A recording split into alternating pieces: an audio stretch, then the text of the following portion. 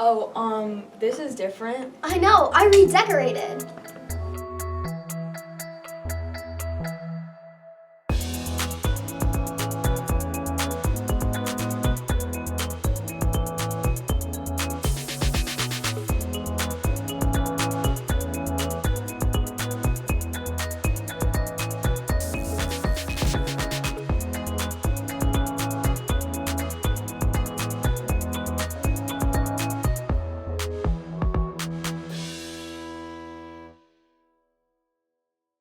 Welcome back to episode 4 of Gnasher News. I'm Jackie. And I'm Annika. On November 12th, the Pals Committee started the Coats for Kids drive. Let's hear more about it from Natalie. Hey guys, as you might know, the weather's getting a little colder and coats are getting more expensive. That's why from November 12th to December 2nd, there's a place where you can donate your coats for kids in need. Let's go see what Pals has to say about Coats for Kids. I think this is making an impact because it lets other people have the warmth whenever it's cold outside and feel more comfortable. I think just like representing our school and showing that we care for other people. This is making an impact because it's helping kids who like don't have a coat for winter, and it's like making them be more fortunate. I think that people should donate coats because not all people were fortunate enough to have their own coats and they don't have enough money to buy them. I would tell them just to think about other people in need that like don't have as much as you, and just to donate because it's really important to help people out there. You should donate your coat because it helps the kids that are like less fortunate than us. I would tell them that I was happy to help them out and that I hope they have a good winter season. I could get a chance to talk to the kids. I would probably just say that we're happy that we get to help them out. Probably just to the kids like that don't have like the money to afford coats and just they're cold outside. Just like I would say that. You may not realize it, but so much trash is another one's treasure. And if you donate the most coats, then you get entered into a raffle to win gift cards to places around Austin. Be a goat and donate coats. Don't forget to donate your coats. As you may know, we had an election for the President of the United States on November 5th. Students at Goriski voted in a mock election on November 4th. Let's get more information from Lottie. Hey Tigers, did you vote in our mock election? Students around Goritzky got the opportunity to vote for Republican Donald Trump or Democrat Kamala Harris. Let's see what people have to say. It's a really pivotal election, I think. We've got two candidates that people feel very passionately about, and students don't really get that involved in politics, so I wanted to create something where they could kind of experience what it's like in the real world to go vote. The process for voting in the mock election was we took the voter IDs that we made in social studies. And then I went and got a voting ballot and then X'd off who I was voting for. And you put it in like a ballot box. And then once you do that, you get a little sticker that says you voted. And yeah. Cool. I voted!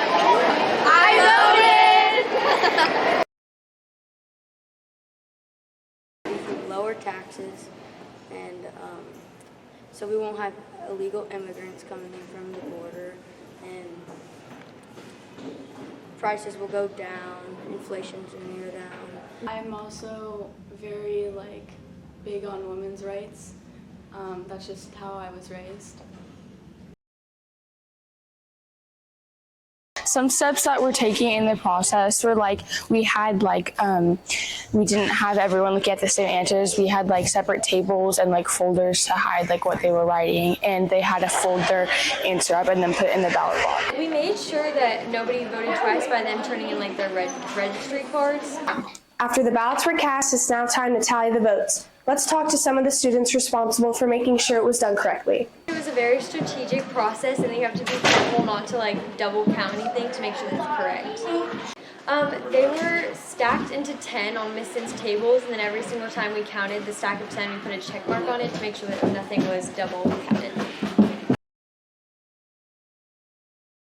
I thought it was really cool that we got to do that, and I also thought it was really well set up.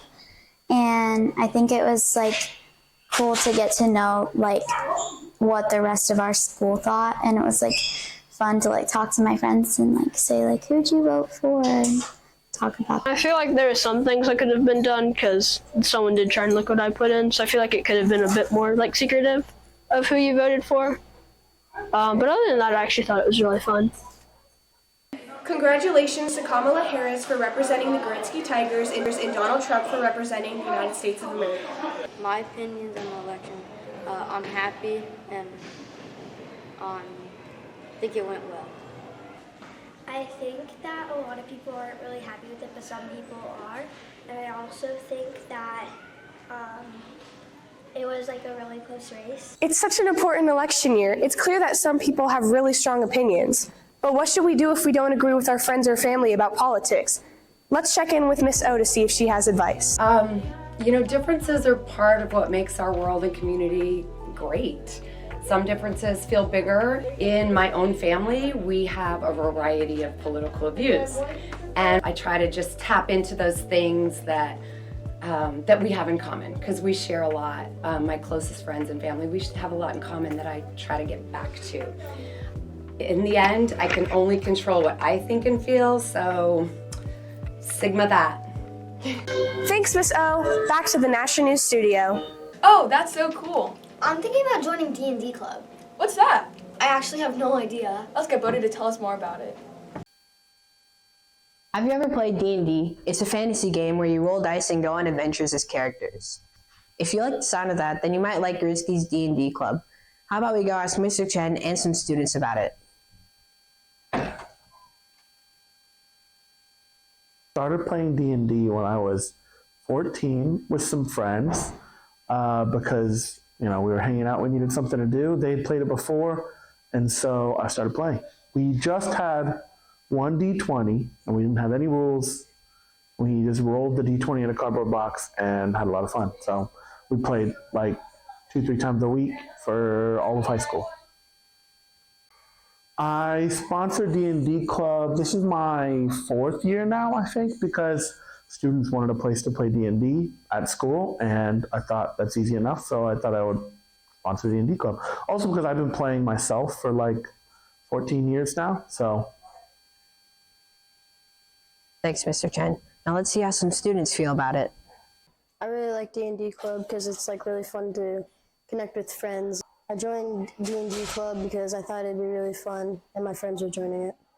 I do think others should play D&D because it's really fun to play.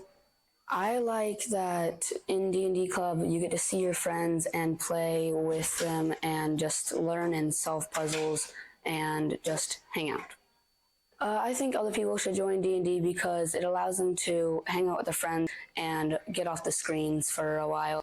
What I like about D&D is that I get to traumatize my players. I think other people should play D&D because it's a very good imaginative and creative world. I think my favorite part is all the storytelling and making your own characters.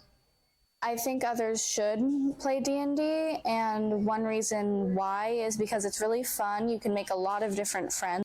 I joined D&D Club because I knew that a lot of my friends were in it and they were having a lot of fun, and I thought it'd be really interesting to just start something new.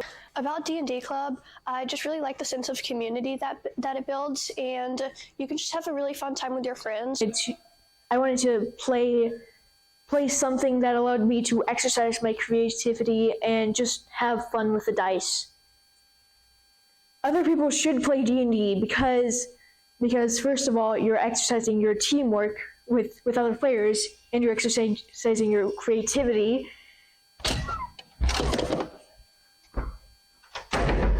Wow, that sounds fun. Remember that D&D Club meets every Monday in the library after school.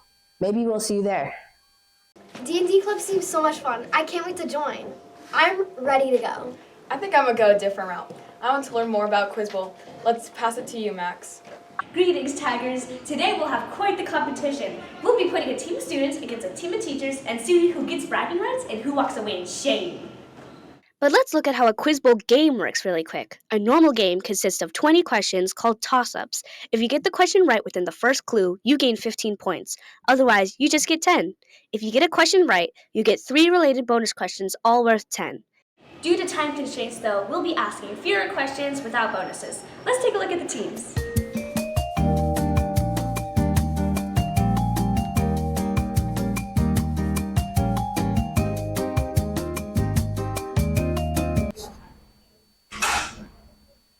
This was the first first war in which the U.S. funded its military by selling liberty. A location on this body that was named after Octavia Butler in 2021 is within the Jezero crater. A vehicle that has been on this body for more than 300 souls carried the robotic helicopter engine. Mars. A painting by this artist shows a home he shared with Paul Gauguin and is called the Yellow House. A cypress tree and swirling clouds feature in a nightscape he painted in an asylum. For 10 points, what Dutch-born painter who mostly worked in late 19th century France created?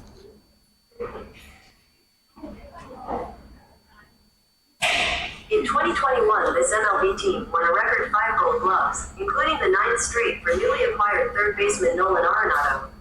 This team won 17 straight games in September 2021. Yadier Molina is a catcher on it. For 10 points, what National League? Is that the Astros? The St. Louis Cardinals. The societies of this class of animals were the subject of a 1971 book by biologist E.O. Wilson. Within this class, Eusociality is characteristic of orders like Hymenoptera and can be seen in their colonies. For 10 points, what class of six-legged invertebrates includes bees and ants? Insect. Princetons without strong heirs were absorbed into this colony via the doctrine of lapse.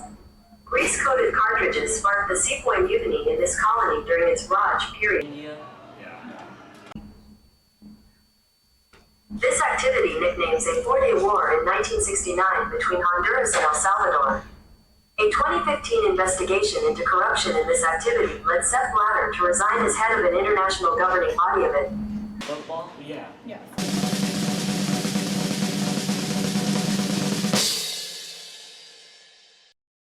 That's a wrap for this episode of Gnasher News.